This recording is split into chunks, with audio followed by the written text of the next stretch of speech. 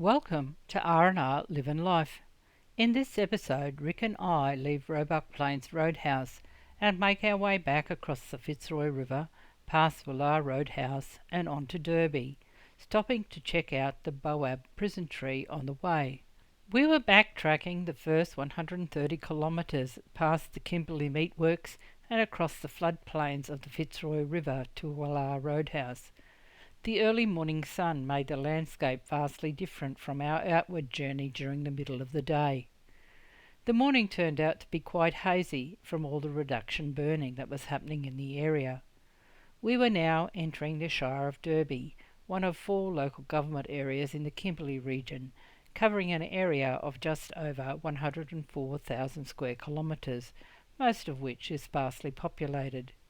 The major industries of the Shire include cattle for export, fishing and tourism. Remote stations are just that up here in the Kimberley, but we always find them fascinating. We were travelling through Kimberley country, passing Roebuck Plains, Colito and Yeater stations, crossing over the Fitzroy and Logie rivers, part of the Fitzroy Delta. Here the country drains into the Fitzroy River and then the Delta to the west of us. Rick and I find the country interesting and often chat about the cattle stations we are travelling through. As the saying goes, you can take the person out of the country, but you can't take the country out of the person. Even though we have spent a considerable amount of time living in a city, the land always seems to be calling us back. As we made our way to the Boab prison tree, we stopped at Miles Bore. What an interesting piece of droving history, especially the ingenuity of the early settlers who thought to draw water from the earth to fill the massive 120-metre long trough. Built in the early 1900s, the impressive trough provided water for up to 1,000 head of cattle at a time. Believed to be one of the longest troughs in the southern hemisphere, its construction was considered a massive achievement for its time. Not far away was the massive ancient Boab tree, believed to be around 1,500 years old, that sits on the outskirts of the remote town. The tree is an incredible 14 metres in circumference with a hollowed trunk. In the late 19th century, the Boab prison tree was reportedly used as a temporary holding cell for Indigenous prisoners being transported to Derby. The tree's hollow trunk provided a natural enclosure, making it a convenient, albeit grim, site for confinement. We were surprised to see a native beehive about halfway up the trunk. Today, the Boab prison tree is a protected site, recognised for both its cultural heritage and natural beauty. As we entered Derby, we passed the leaning Boab tree planted in Leeton Park in the mid-1990s.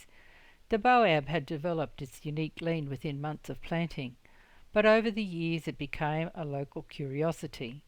Finally, in the wet season of 2018, powerful storms caused it to tip over completely.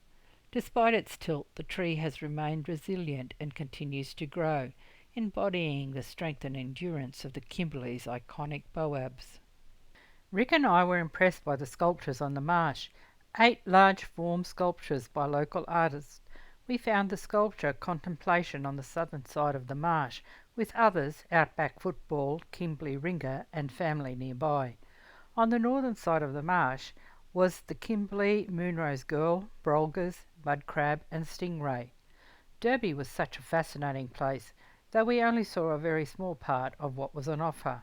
But as we had commitments elsewhere, our time here was short. Though a small town, Derby has a lot of stories to tell. Home to Aboriginal people for tens of thousands of years, in the 1960s, noted explorers Abel Tasman and William Dampier made their way to the area, followed by Captain P.P. King in 1818.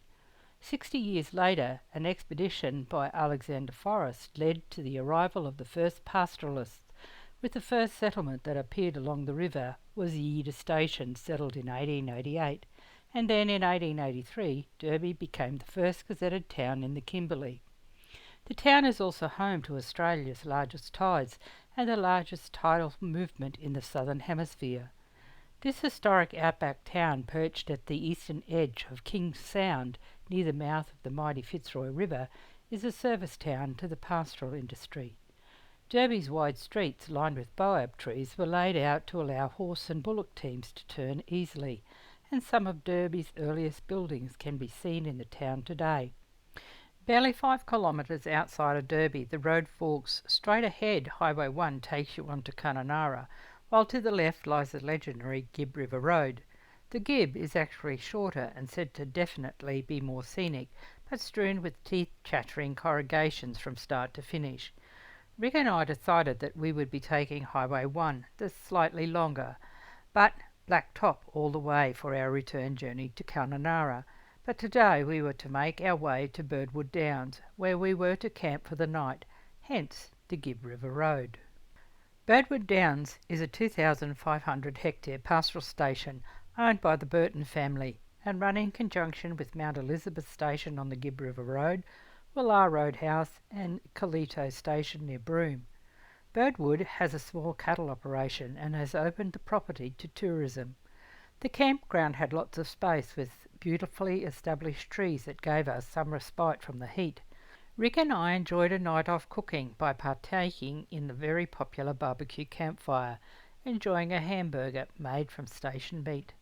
The following day we made our way back along the Derby Highway to the Great Northern Highway and onto Fitzroy Crossing, 216 kilometres away.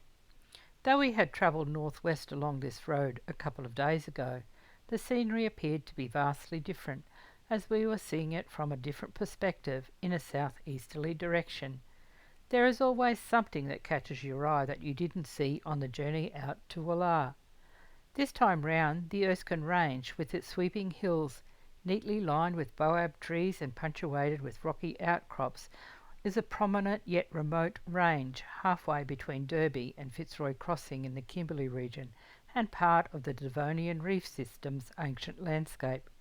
Somehow I had not registered the range on our journey out, but the return journey sure had some incredible natural beauty and stunning geological wonders, as were the long floodplains, though, truth be told, they were clearly marked from this direction as I checked through my photos.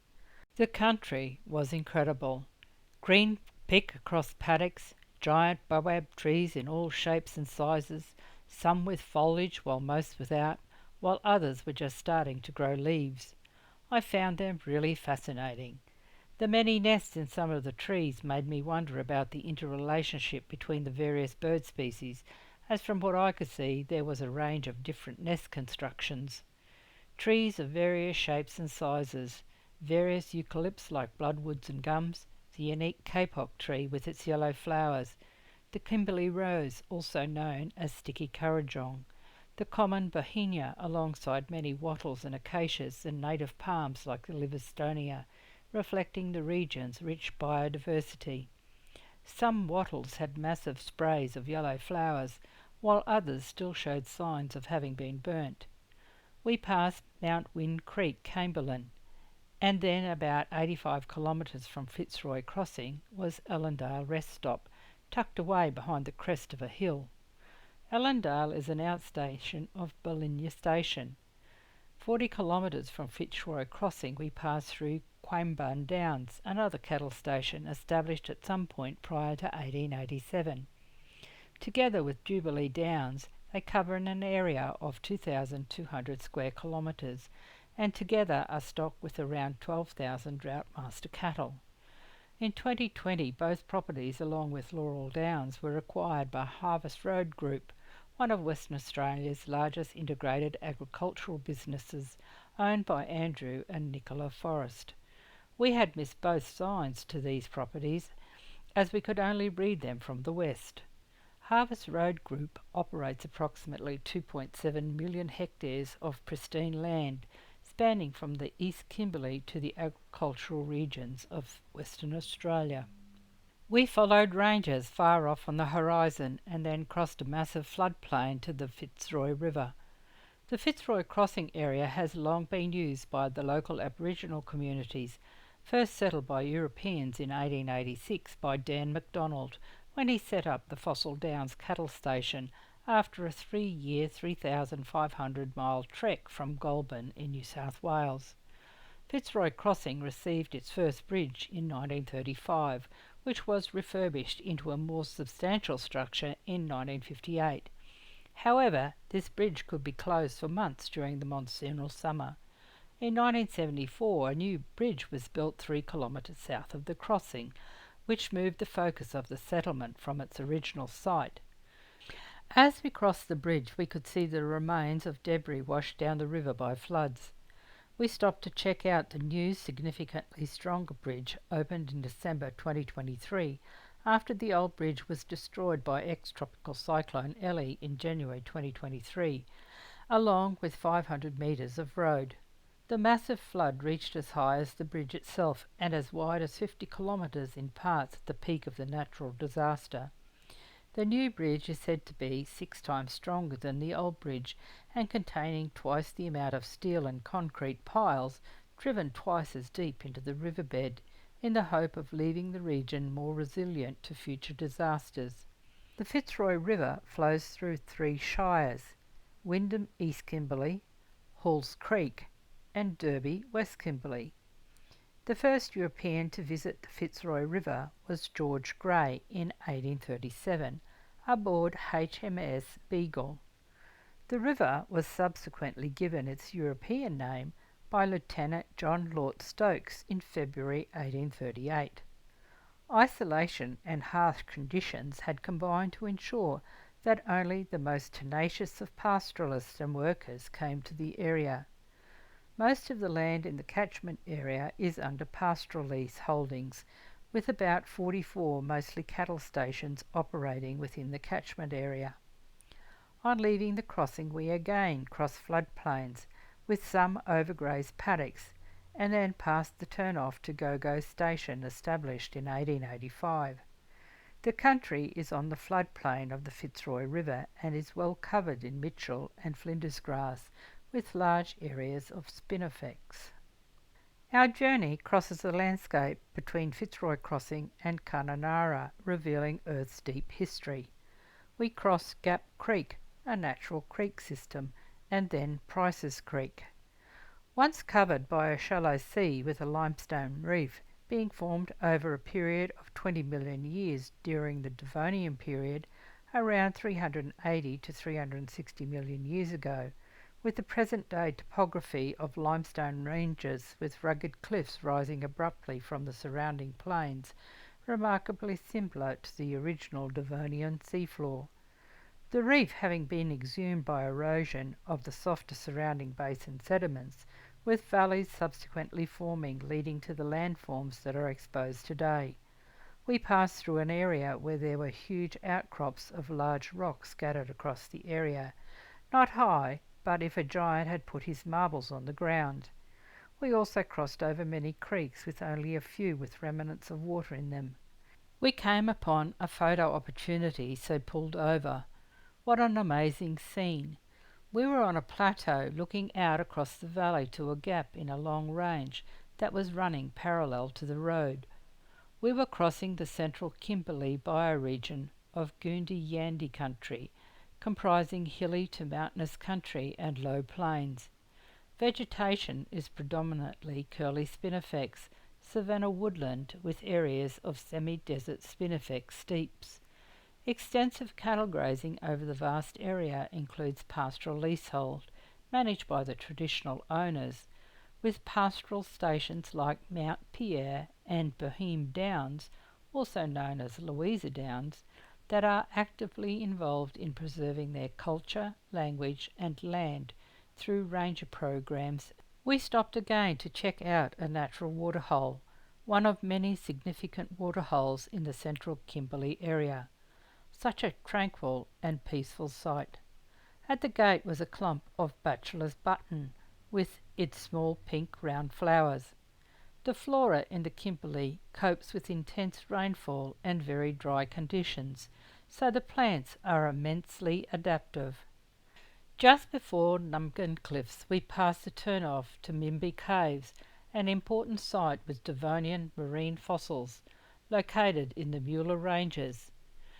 They are part of the massive 350 million year old Devonian fossilised reef system, offering stunning limestone formations, but starkly different to the sandstone of Nungun Cliffs. On this leg we didn't stop this time, as we were wanting to make camp at Mary Pools on the Mary River, a free camp 110 kilometres west of Halls Creek. We were back in the Halls Creek Shire, another local government area of the Kimberley region.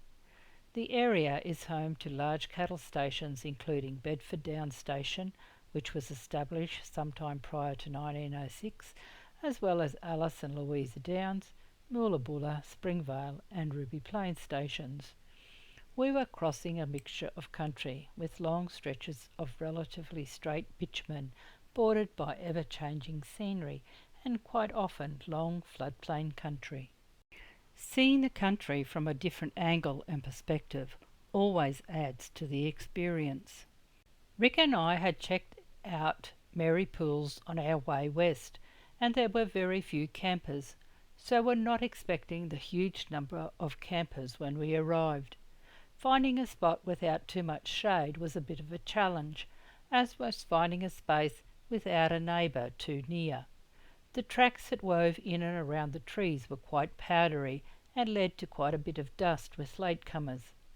Once we had set up Gidget, Rick and I walked down to the old concrete river crossing, where we enjoyed the cattle freely roaming the area, as well as the bird life clustered around the water's edge.